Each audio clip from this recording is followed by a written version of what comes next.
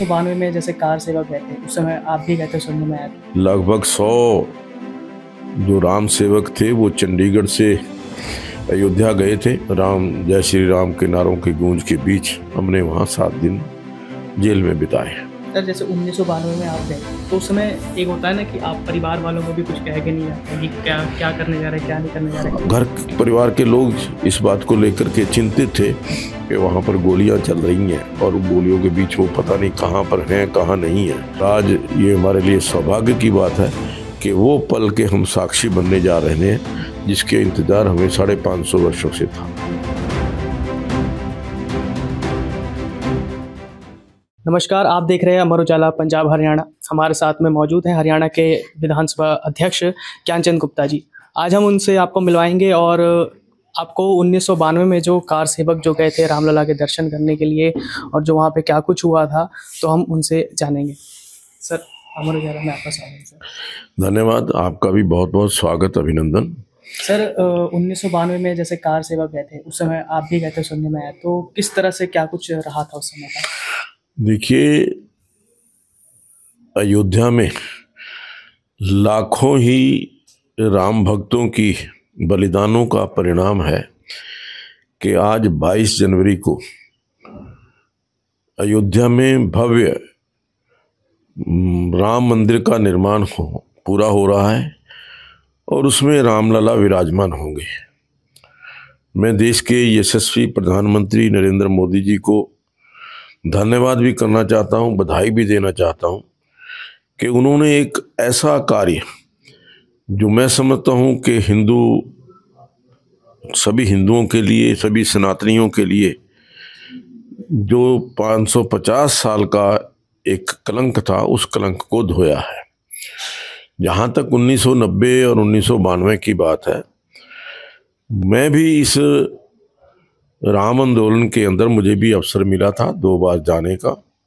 1990 में लगभग 100 जो राम सेवक थे वो चंडीगढ़ से अयोध्या गए थे, लेकिन आखिरी मंजिल तक पहुंच नहीं पाए थे।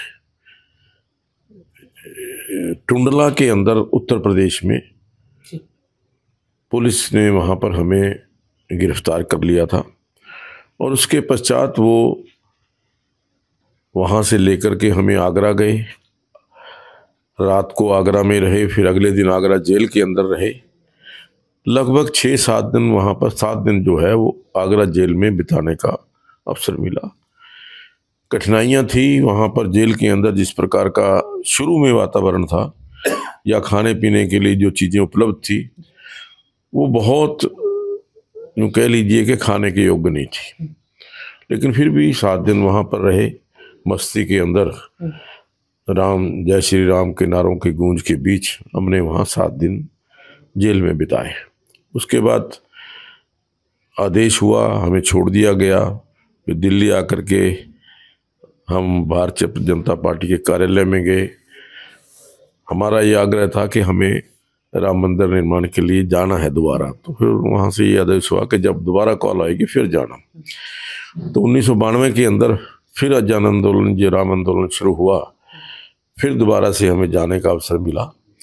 लगभग 2-3 दिन वहाँ पर रह करके, जिस दिन कार सेवा थी, जिस दिन ये ढांचा गिरा, तो उसे, क्योंकि हम बसों के अंदर गए थे, हमें ये आदेश दिया गया कि जो बसों में कार्यकर्ता आए हैं, राम सेवक आए हैं, वो सबसे आगे रहेंगे।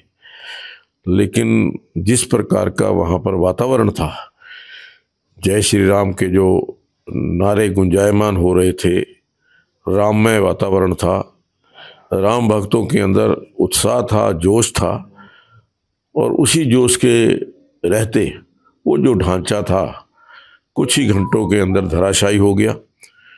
और रात को जब वो ढांचे तीनों गुंबज गिर गए, ये भी आदेश हुआ कि जब तक रामलला दोबारा से मंदिर के अंदर विराजमान नहीं हो जाते, यहाँ से कोई भी कार सेवक स्थान नहीं छोड़ेगा।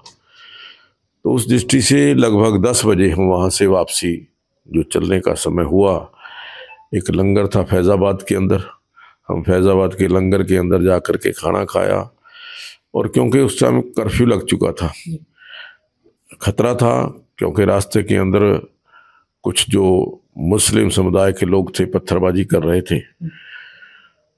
लेकिन भगवान की कृपा से हम सीधे हरियाणा में एंटर हुए यमुनानगर से, और फिर जो एक राम मंदिर निर्माण का स्वप्न था ये लगा के साकार होगा, और आज वो लगभग यूँ कह लीजिए 30 या 32 वर्ष के पश्चात वो स्वप्न साकार होने जा रहा है।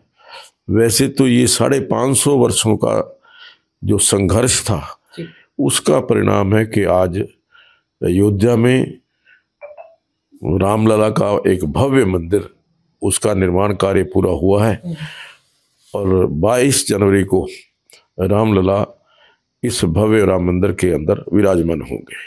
सर, जैसे 1992 में आप गए थे तो उस समय एक होता है ना कि आप परिवार वालों को भी कुछ कह के नहीं जाते हैं कि क्या क्या करने जा रहे हैं, क्या नहीं करने जा रहे हैं। नहीं देखिए, निश्चित तौर पर परिवार वालों को चिंता थी। मुझे तो याद है कि जब 1900 बता करके गए थे या कुछ नहीं गए तो बता करके थे, लेकिन 6 जून 1990 को 1992 को जिस दिन ये हुआ, जब यहाँ पर सूचना मिली कि इस प्रकार का वहाँ पर गोली वगैरह चली है, तो छोटा बेटा था, उसको एकदम प्रॉब्लम हुई, उसको जो दौरा पड़ा और वो काफ़ी देर तक बेहोश रहा। और उसके पश्चात जब यहाँ आए तब जानकारी मिली, तो घर परिवार के लोग इस बात को लेकर के चिंतित थे कि वहाँ पर गोलियाँ चल रही हैं और उन गोलियों के बीच वो पता नहीं कहाँ पर हैं कहाँ नहीं हैं। लेकिन भगवान की कृपा से, राम लला की कृपा से हम सुरक्षित थे, और आज ये हमारे लिए सौभाग्य की बात है कि वो पल के हम साक्षी बनने जा रहे हैं जिसके इंतज़ार हमें 550 वर्षों से था। तो ये थे हमारे साथ में हरियाणा विधानसभा के अध्यक्ष ज्ञानचंद गुप्ता जी। इसी तरह का वीडियो देखने के लिए बने रहिए अमर उजाला पंजाब हरियाणा के साथ। नमस्कार। अमर उजाला अब आपके टीवी पर भी। अपने स्मार्ट टीवी पर YouTube पर सर्च करें अमर उजाला, चैनल सब्सक्राइब करें और देखें ताज़ा खबरें, वो भी HD क्वालिटी में। और हाँ, बेल आइकन दबाना ना भूलें ताकि हर खबर हो आपके घर। अमर उजाला, निष्पक्ष, निर्भीक, निरंतर।